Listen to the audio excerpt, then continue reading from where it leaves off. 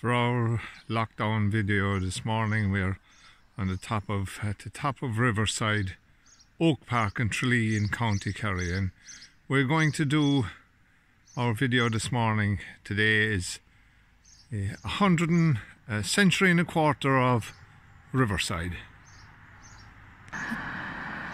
A lot of changes took place on the main Oak Park Road, the Tralee to Listowel Road, and in the 1950s. The road was widened. At that stage it was the width of just two cars, motor vehicles. At the time of its widening during the 50s, the walls were built along here, these walls that you're looking at, and they would be the same on both sides of the road.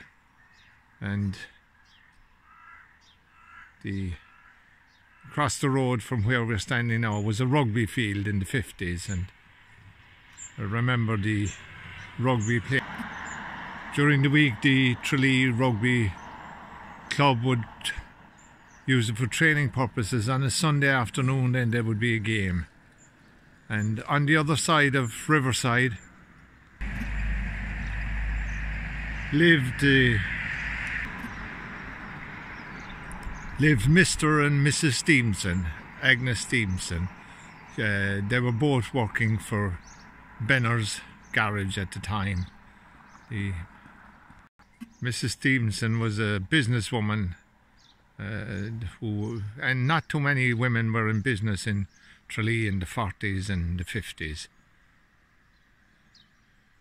We're looking down Riverside now. Riverside also changed in the 50s when one winter time, it was winter because I remember when they were surfacing the road, they would put straw down at night to keep the frost off the road.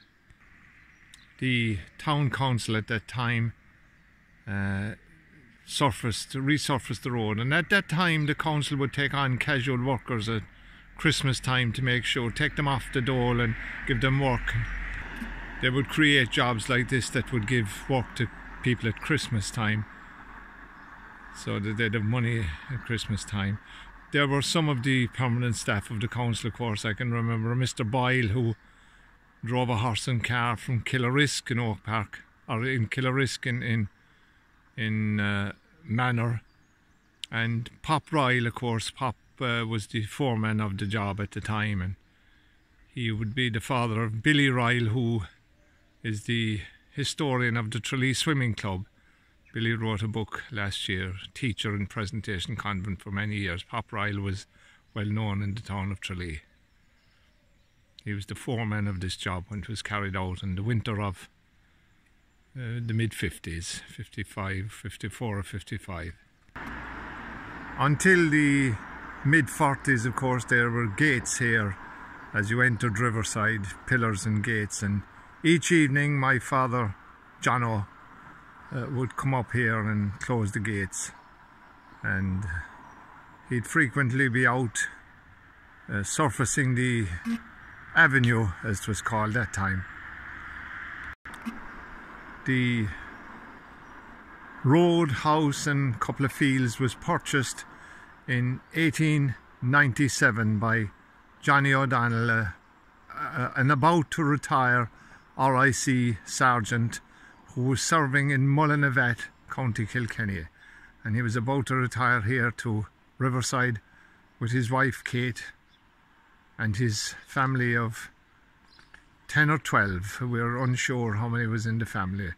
My father, who was Johnno, had only knew 6 of the family. The others had predeceased his memory. At that time in the late 1800s, this was the first house you could meet when you'd be leaving the town of Tralee after passing the railway gates. And as we look down the road now, the trees on each side, you can see the big trees below there. There were trees similar to those on the other side of the road, and they met in the middle to create a tunnel from the Fairies Cross filling station, now That time it created an eerie feeling. My aunt told a story one time of coming from town late in the evening, and she was from the cross. She was accompanied by a nun, and of course the nun walked with her here to Riverside, and when she turned around to thank the nun for her company and say goodbye, the nun was gone. So there were the kind of stories you heard of at that time. Whether it was people's fertile imagination or whether spiritual incidents like that actually happened. But it wasn't the first, I imagine it wasn't the last. The first house here in Riverside was always owned by the public service. People would come working in the state offices in Tralee, like the tax office, and this house was given to them. It was later purchased by Joe Grace, the well-known solicitor. It's now owned by the member of the O'Donoghue family that own Oakland shop, Daybreak, round the corner, formerly Mrs. Wynn's shop. When we were growing up, the O'Sullivans lived here. There were Anne, Brian and Alan. Alan went on to play bridge for Ireland internationally. Brian at the time loved cricket. Now, many of us didn't even know what cricket was, but Brian was always interested in cricket. At the side of the O'Sullivan's house was the entrance to the Tralee Lawn Tennis Club. The Tralee Lawn Tennis Club was strong in Tralee at the time. They had 3 grass courts and 2 fine hard courts. Beautiful complex, and in the initial stages of the Tralee Lawn Tennis Club, the changing rooms were a CIE bus which had the wheels taken off and was put up in blocks, and it was good enough for the time. The names that come to mind, tennis players at the time: Maurice Foley, who still lives in Hope Park across the road, his brother; George, who went away to be a priest after; the Giles girls, Trevor Giles, the local auctioneer and an estate agent, his sisters played tennis here.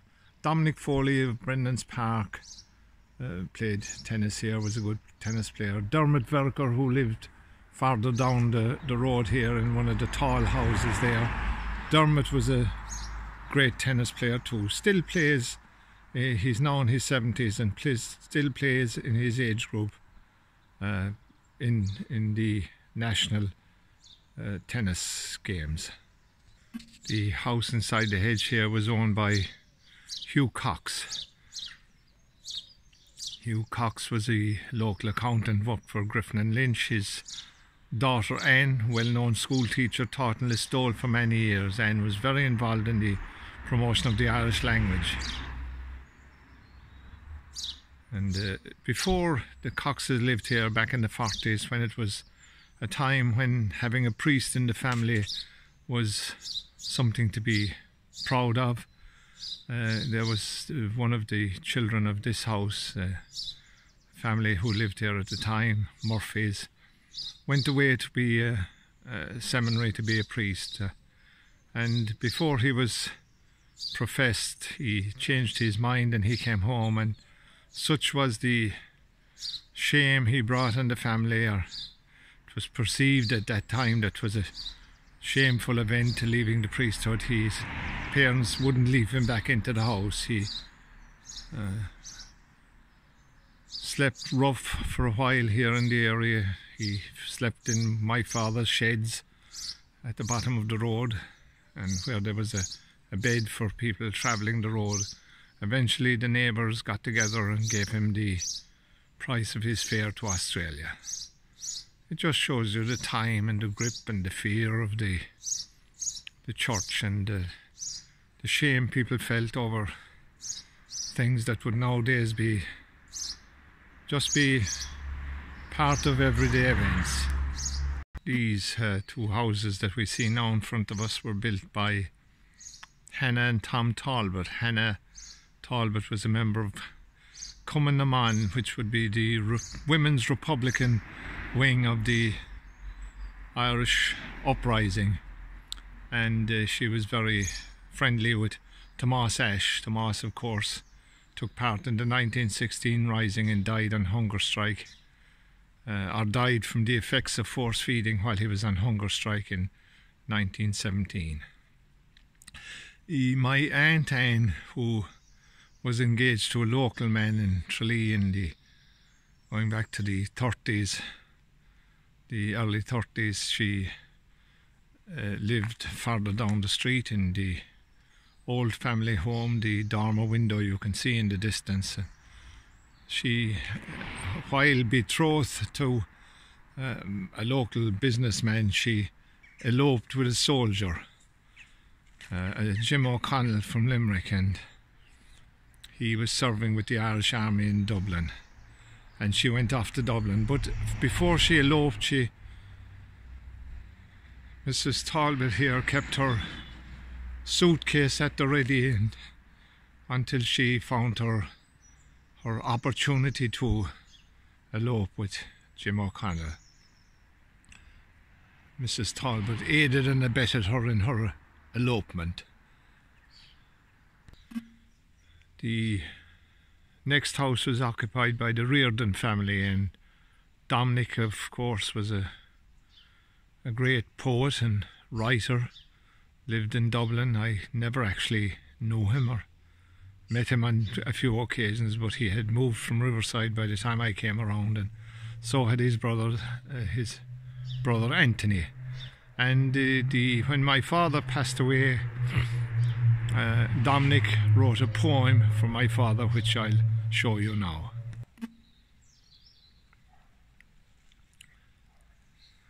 This is the poem written by Dominic Reardon on the occasion of the death of John O'Donnell from Riverside.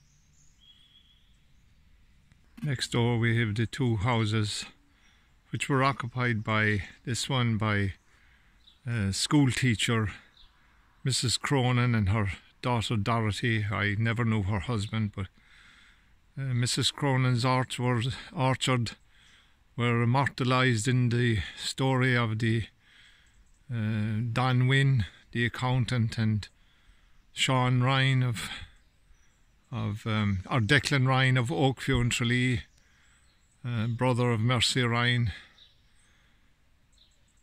who robbed Mrs. Cronin's orchard at gunpoint.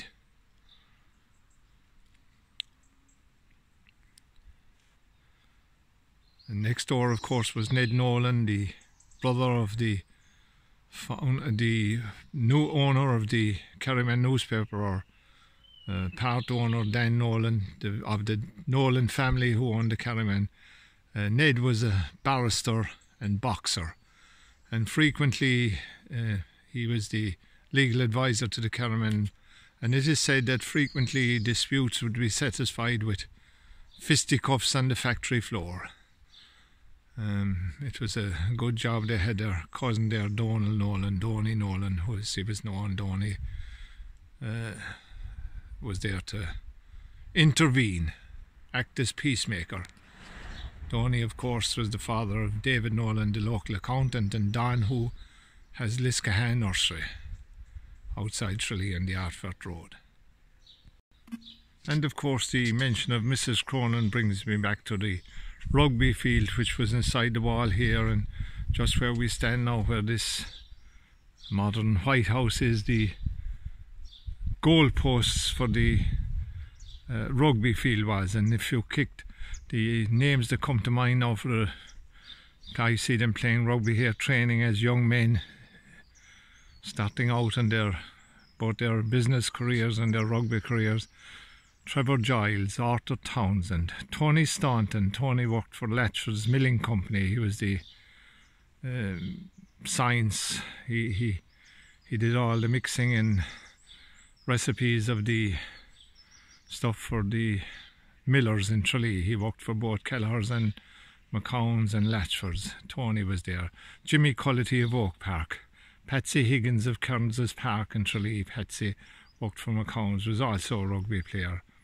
Jerry Corbett, I think. At that time, playing rugby was almost seen as a sin. You could be banned from or expelled from school for playing rugby. Changed times when it was seen as a foreign game, even though rugby was invented in Ireland. If, of course, the ball went out over the wall and into Mrs. Cronin's garden, the chances of getting it back were very slim. The game would either have to be abandoned or another ball would have to be found. The Walsh family lived in this house.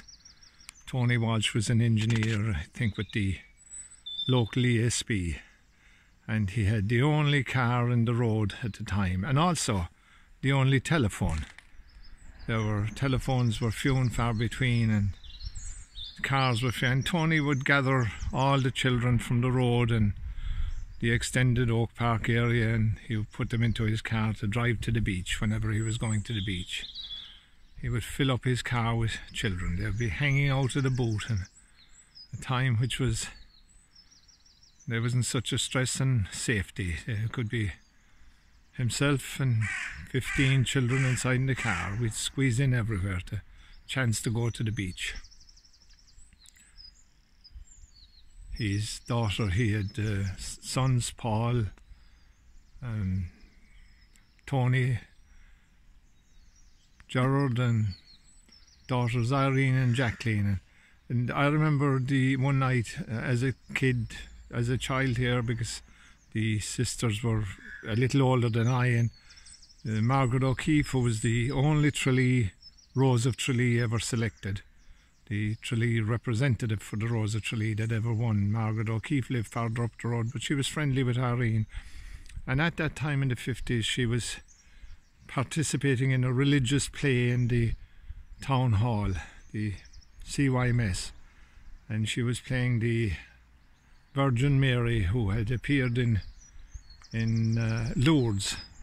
The play was called Massabielle, and her sister Jacqueline played the visionary of the Bernadette Subaru. And I remember Irene and Jack and Margaret here one night on the phone to the local dentist, making an appointment to have her teeth done in the name of Bernadette Subaru. I'll never forget the visionary's name for that reason alone. They thought it was great fun. Ryan's the dentist at the time. And of course next door the O'Mahony family lived. Connie, Teddy, Mick, and Teddy, of course, was the father of Sheila O'Driscoll, Sheila O'Mahony. Sheila's the elder stateswoman of Riverside. Into her 80s now, she's lived here all her life. And of course then we're looking at the house of my grandfather and my father and his family. The Johnny O'Donnell, retired RIC sergeant, came here to Tralee in the around 1895-6. There are letters from him to his wife. She came here before him to get the house ready for his retirement with her family, and there are letters to and fro. One of them I'll show you shortly.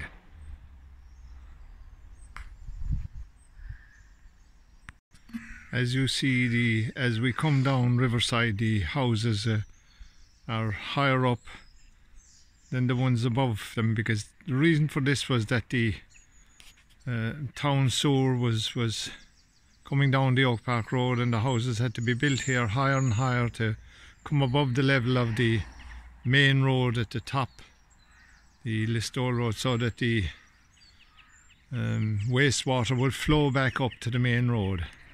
So as a result, when we were growing up, until the 50s, until such time as We had bathrooms here.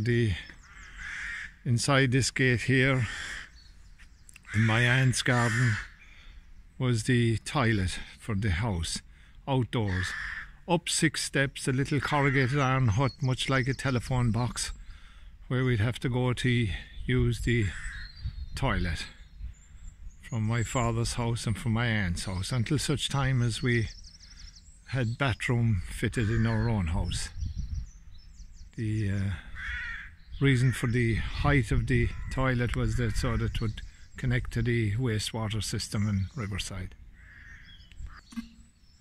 This is the property that was purchased on that occasion in the mid-1890s by the RIC, Royal Irish Constabulary Sergeant from Camp in County Kerry, who was serving in Mullinavat. And the bay window you're looking at now was the French door into the sitting room of the house. And this house was in 2 sections, and this one the sergeant always leased out to somebody. In actual fact, the O'Mahony brothers were staying here while they were waiting for their house to be built next door. And during the time of the curfew, during the time of the Blackened Hands, there would be a curfew here. My grandfather would walk up to the top of the road and close the gates at the top of Riverside, and they would come down here then, and they would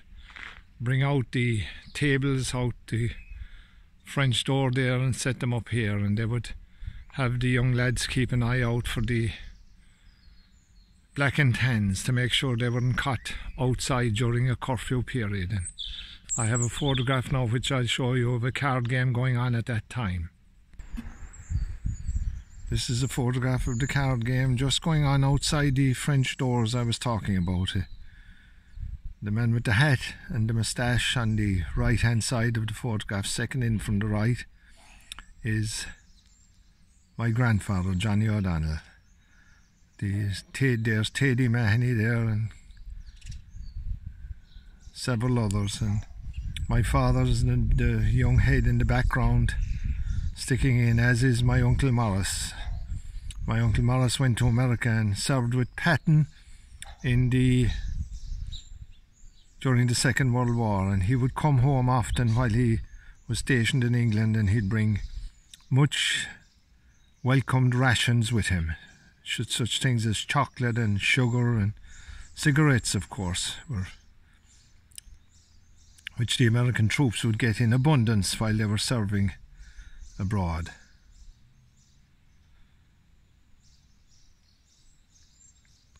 That card game was taking place just there outside the bay window of the old house.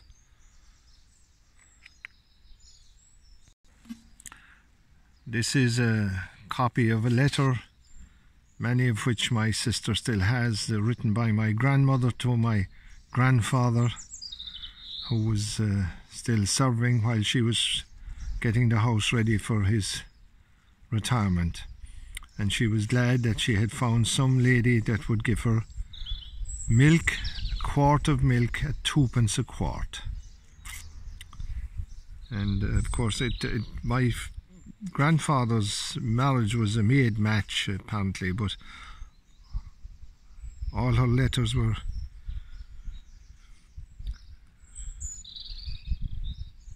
written with love and affection.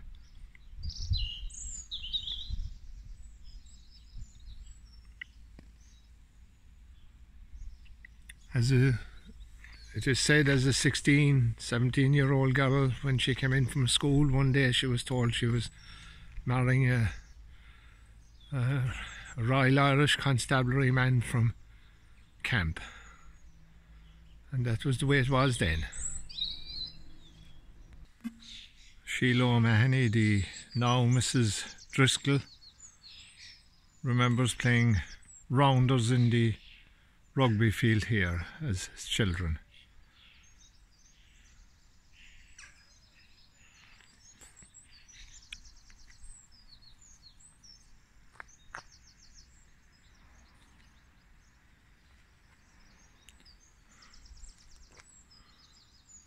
Riverside house.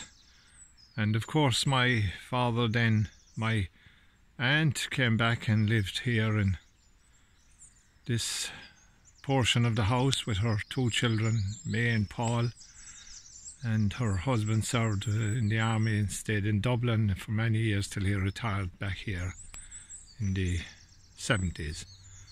And of course my father, Johnno, lived next door. And Johnno was a great storyteller and wit, and of course he entertained all the children that grew up here in Oak Park for many years, and they would all play here in his front field where there was hay, cocks, and in the summertime they would play making hay and jumping on the hay vines, and on the in the back field playing in the tennis court.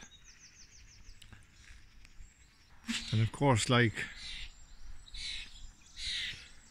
Cromwell came in here in the 1600s and they say raped and plundered and stole our women. Killarney, son of a Garda, came in here, John Driscoll, in the 60s and stole the hand of Sheila O'Mahony. John worked in the Munster warehouse in Tralee, now has his own business in Barrack Street. Oh, Driscoll's Furnishings. Of course, this has all changed from a farmyard to a plot of a house. That's where the cow house stood, where my father kept his 2 cows. And I remember his favourite was the small Kerry cow and the Dexter, a breed of cow you wouldn't hear much about now, but the fact that he kept a cow called a Dexter always helped me when I was asked to name the Magnificent 7. I got the one that nobody could get, Brad Dexter, because of that cow. And of course in the corner here there was a hay shed, and a round bay hay shed, and onto the side of the hay shed there was a lean-to. There was always a bed in the lean-to for the travellers of the road. But in 1942, when the police were looking for Charlie Kearns for the killing of a policeman in Dublin, there was a comrade of his spent many nights here because he was also being looked for.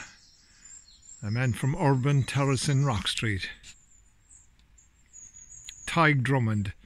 Tig would spend his days here, and of course if somebody came, it was an ideal spot for hiding out because the river was just there, and if somebody came, one could cross the river and escape. And he spent many, as did many before him. It was considered a safe place to hide during the Troubles. And even though my grandfather was Royal Irish Constabulary, all his sons were in the Republican movement. His son Patrick, at that time in 1942, 1944, when Charlie Kearns was being sought, my Uncle Pat spent some time in the Bonsegur Hospital in Tralee, suffering from the effects of a hunger strike he'd been on earlier. And Tig Drummond would leave here in the evening time and go down, and the nuns would let him in the window of the Bonsegur Hospital to visit my uncle.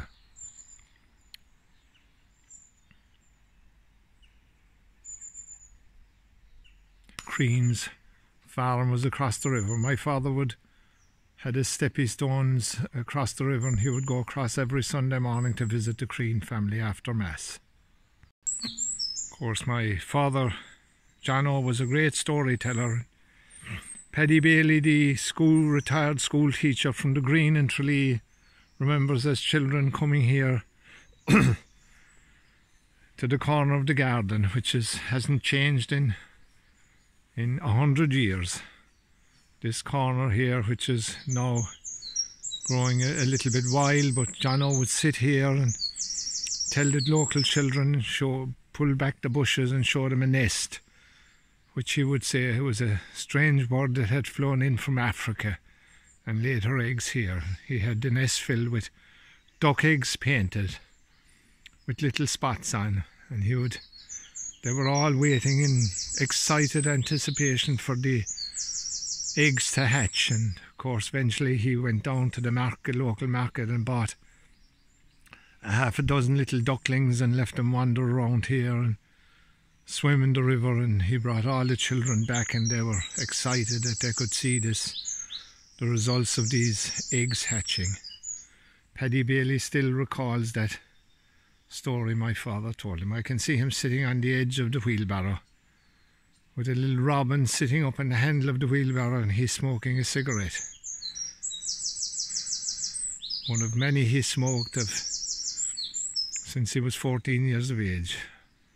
What they call woodbines, wild woodbines, which eventually took his life at a young age of 63.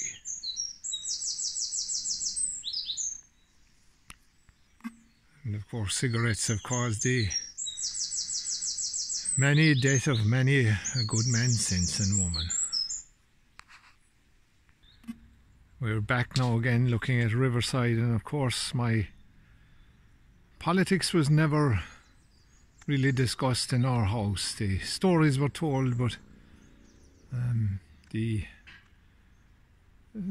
one treaded carefully when politics came for discussion, because my mother was Fine Gael, and my father would be a Republican, two sides of the Civil War divide, and my mother would had a picture of Michael Collins hanging over her bed, along with the picture of John F. Kennedy, of course, and the Pope at the time, which were commonplace in Irish homes.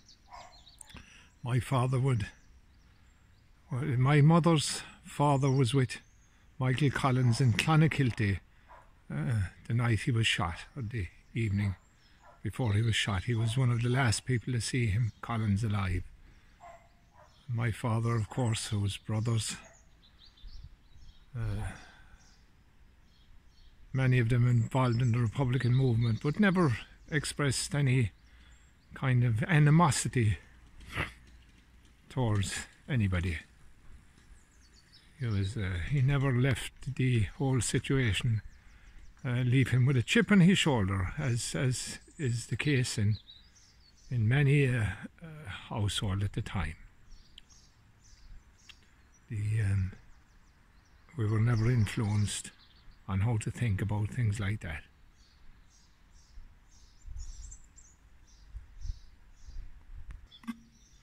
Of course, the narrative of Riverside still goes on. My daughter Grace, who's lives here in Riverside with us, and as does my daughter Claire, and daughter Melanie lives in another part of town, my son John, but Grace, who is the fourth generation of the O'Donnell family to live in Riverside. And of course the new families that moved in, the Dennis O'Dowd and Michael Kelleher, who lives down this section of the road, were very involved in the formation of Gael Football Club. And the football club attached to the area of Tralee. Dennis O'Dowd's father was old IRA, and I remember the day of his funeral, a very bad day, and his comrades that fought at that time with him were standing in the cold. Some of them in their 90s. The picture is still in my mind. And of course the Dennis O'Dowd's family is still here. Dennis only passed away recently. And up the road you had the house of Austin Ivers. Austin was a great neighbour, golfer, very involved in the Tralee Golf Club. And above him then you had the home of Shawn Murphy. Shawn, of course, was one of the great Kerry footballers. The first All-Star award was awarded to Shawn Murphy, the Celtics All-Stars. He was the first award in Ireland. Shawn, of course, came from my grandfather's country, Camp. They were almost neighbours. And we look up Oak Park, and as we're coming down, and Cronan's house now is the home of Owen Rua Hurley. Owen has his own YouTube channel, OWEN Rua, R-U-A, if you want to look him up. He's a wonderful singer. The Dailies, of course, Pat and Mary Daly, and they were both involved in the great syndicate of the horse Total Enjoyment that won in Cheltenham a few years ago. The house that was occupied by the Walshes is now occupied by the sister of Sonny Egan, the great storyteller and songster from Lixnaw, Breed O'Keefe, and her son Paul. The O'Mahony family are still here in the form of the Driscolls.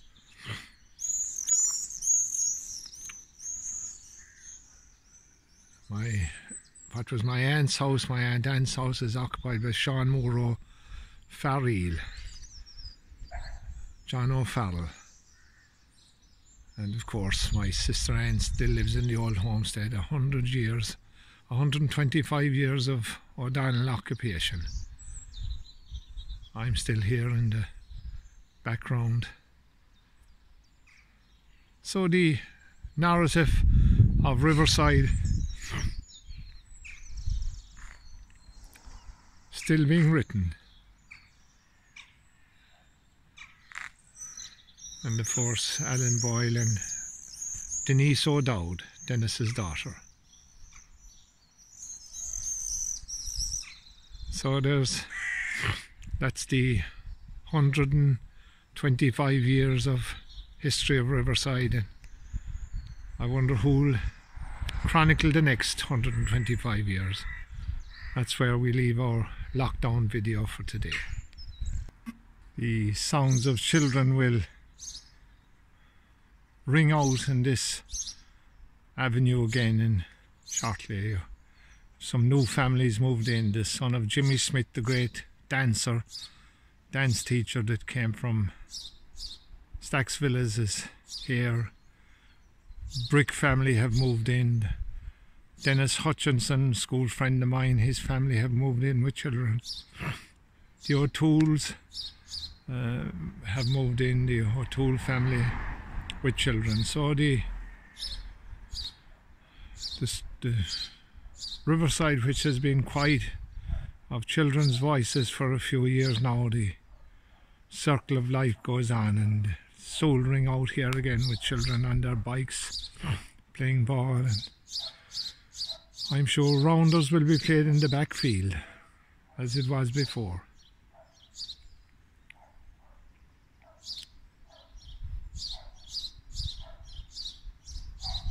So nothing shows the circle of life as much as new children in an old place.